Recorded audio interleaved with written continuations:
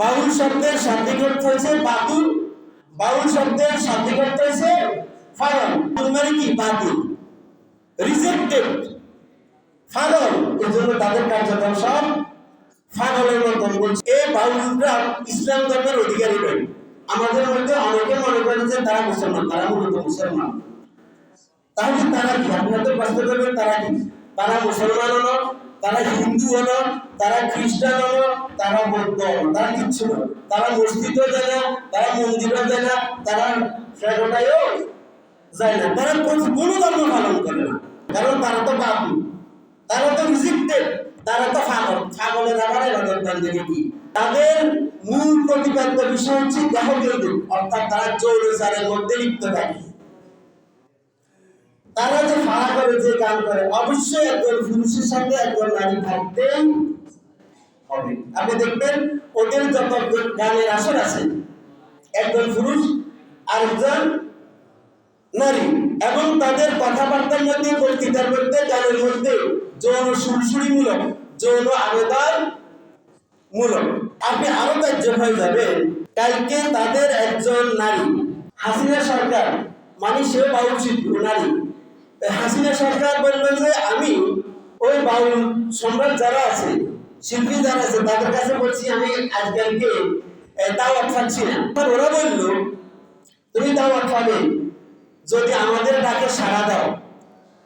কথাগুলো আমি সকলকে আমার জন্য বলছি, কথাগুলো তুমি কিন্তু অশ্লীল, কথাগুলো অশ্লীল। আমরা এদের ব্যাপারে সতর্ক হওয়ার জন্য বলছি।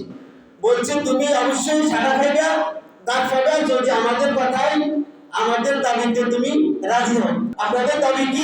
আমরা যখন ডাকি তখন আসতে হবে। তার মানে বললো যে তার মানে এটাকে আবার ব্যাখ্যা করা লাগে।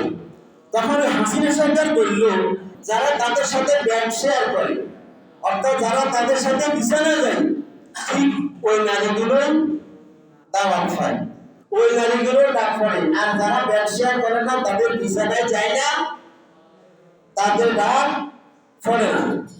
আবুল সরকারকে যখন মুসলিম উম্মাহ, উলামায়ে কেরাম এবং ধর্মপ্রাণ মুসল্লিরা তার গ্রেফতারের জন্য আহ্বান জানিয়েছে, তখন আমাদের কিছু কিছু লোক তাদের জন্য সে আবুল সরকারের মুক্তি কামনা করছে, ওই ব্যাপারে নিন্দা জানিয়েছে, তাকে কেন গ্রেফতার করা হলো।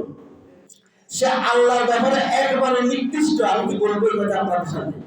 এ বললো আল্লাহর কথার মধ্যে কোনটা মাথা, কোনটা লেজ, আরো নিকৃষ্ট শব্দ ব্যবহার করছে। আমি কোনো কিছু খুঁজি পাই না, এভাবে নিকৃষ্ট শব্দ ব্যবহার করছে। তাহলে যে ব্যক্তি আল্লাহর ব্যাপারে এইভাবে নিকৃষ্ট শব্দ ব্যবহার করে, তার শাস্তি হচ্ছে একমাত্র মৃত্যু। তার শাস্তি হচ্ছে একমাত্র মৃত্যু। যে ব্যক্তি আল্লাহর নাফরমানি করে, সে ব্যক্তির জন্য যে ব্যক্তি মুক্তি কামনা করবে, সে ব্যক্তিও তার অন্তর্ভুক্ত হয়ে যাবে। মান দাল্লা ইলাল খায়রি কাফাইলিহি, মান দাল্লা ইলাল শাররি কাফাইলিহি।